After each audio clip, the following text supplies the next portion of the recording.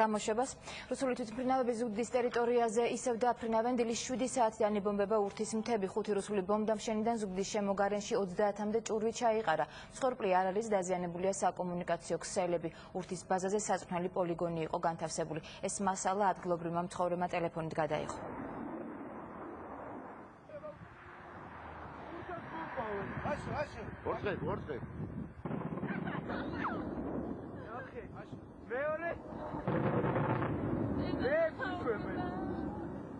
თქვენი მათხოვარი და კიდე ჩამოყარე რაღაცა. ვარიძი ვიშეთ მუჭაკუნდა. ასე მორთით გასა. ხერას გიადინა.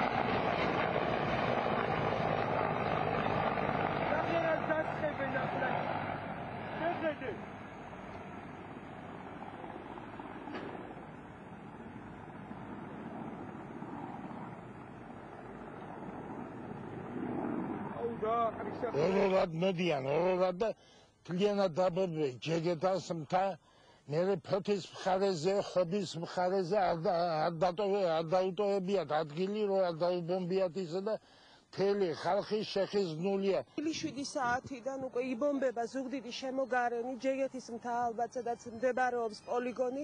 ჩვენ მშვიდობიანი მოსახლეობა უძლურივად ყველაფერი ამის წინაშე და საერთაშორისო საზოგადოება ჩვენ მეგობარ ქვეყნებს ვთხოვ აღმოგვიჩინოს არა მარტო მორალური და სულიერი დახმარება, არამედ სამხედრო დახმარებაც.